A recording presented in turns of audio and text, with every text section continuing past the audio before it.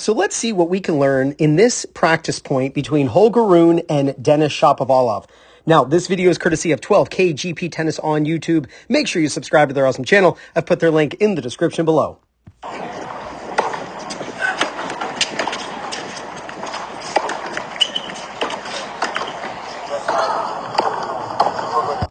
This is such a great view of this level of play. It's just phenomenal. Something completely different than TV. Let's check out his serve. You got the toss at the top of his head. So that's when we put the timer down and we get to see his toss timing, how long it takes from that point until he hits the ball. And he's at 0.86 seconds. That's just a little bit higher than Roger Federer, who's at 0.83, but it's within the 0.6 to 0.9 second toss timing that I recommend. So go out and film yourself. And to check if your toss is too high or too low, put the ball at the top of your head and then throw down a timer and see how long it takes for you to contact the ball. And if you're somewhere between 0.6 and 0.9 seconds, then your toss is great. You'll also notice that his toss is not straight up, but it's slightly off, what would be called at 12:30. Takes a little bit of pressure off of the shoulder. That way it's not straight above his head, and he can absolutely blast this serve. A couple other things.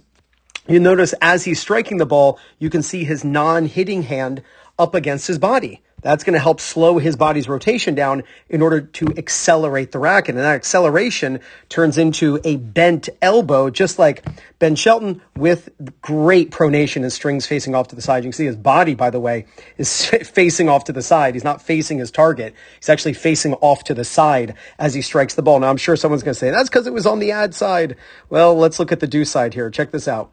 Look at him at contact.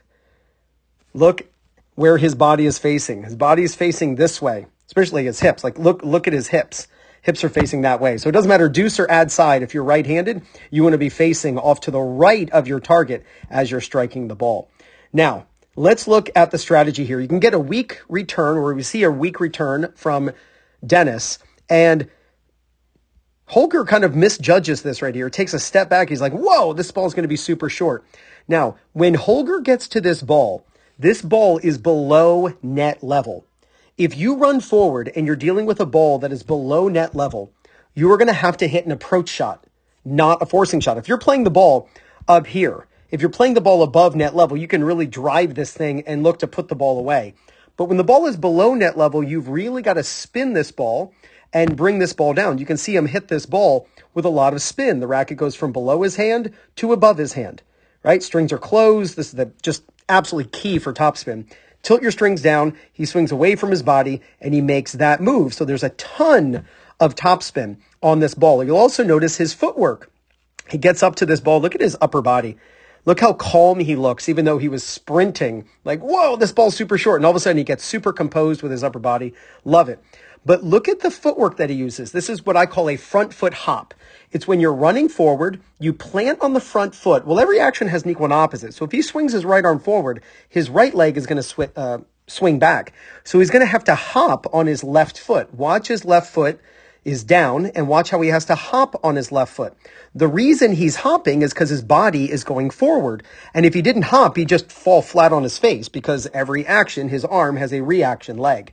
So that's why you're going to notice players hop on their front foot when running forward, hitting an approach shot, right? So you don't have to use that footwork. He could have stepped last with this foot, but typically if you're running around the ball, you're going to see this front foot hop as the way that they're going to hit the ball. Now, in this scenario, he hits an approach shot down the line, which you could say is smart, right?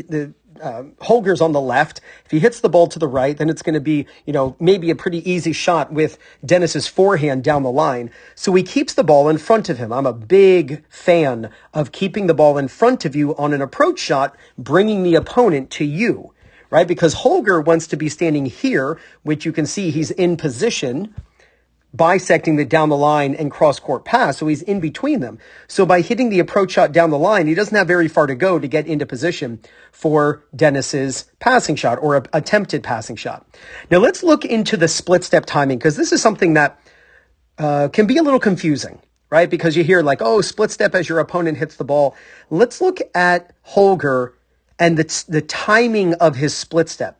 So the human eye, when it sees something, the human eye has somewhere between 0.2 to 0.25 seconds in reaction time, that it takes around 0.2 or maybe even a little bit more on average to react to something visual. Well, you want to land your split step as your brain is reacting to what it sees. So what we can do is take Dennis's contact, which is right there. He's hitting the ball right there. And we can put a timer down. And we should see the split step land when the timer is somewhere around 0.2, because that would be synchronizing the brain with when the feet hit the ground. So let's check it out. Let's see when Holger hits the ground right there. Look at that. He's now compressed. His legs are loaded. He's ready to go. And look at the timer, 0.2 seconds. This is also the time when we start to notice that Holger's racket begins moving. See, until the brain reacts to where the ball goes, the racket's not going to move. Look at Holger's racket. Holger is not moving his racket. Why? Because his brain is not processed. Brain is not processed. And then when he hits the ground, that's when he starts moving the racket. That is why you want to be in the air as your opponent hits and then land after, so that you're synchronizing your brain and your reaction time with when your feet hit the ground. That way, as soon as you hit the ground, you can explode left, right, forward, back, wherever you have to go. Now, whenever you are at the net and you have an open court to hit into, it is important that you volley short. You want the ball to land in the service box. This is critical because then it is a farther distance for your opponent to run. Watch this volley. Boom, right into the service box. When the ball is in the service box, it's going to be really tough for your opponent to get it. You see a lot of recreational players, they think that they have to hit deep volleys. And believe it or not, that's actually a shorter distance for the opponent to get the ball. And then because you volleyed cross court, if it's, this type of situation, then the down the line is actually wide open. So there are some really cool things to learn here. And I just want you to go out. I want you to film yourself and I want you to compare what you see in the videos you see here on 2 Minute Tennis on YouTube to what you're doing on the court. When you do that, I promise your game is going to improve.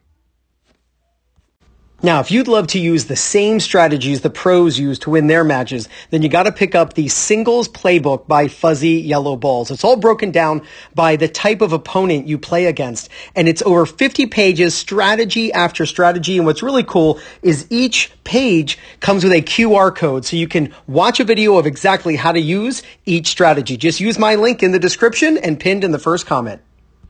And if you're looking for people in your local area to play matches against or practice with, or if you want to find a coach who's close to you who can help you with your game, then use my link for PlayYourCourt, and it's playyourcourt.com/2minutetennis. When you use my link to sign up, you get 50% off. Go out and film yourself playing practice points. Compare what you're doing to what you're learning here in these videos. If you do, there's no doubt you're going to gain confidence, win more matches, and play much better tennis. This is Ryan Reedy from 2minutetennis.net. You got this.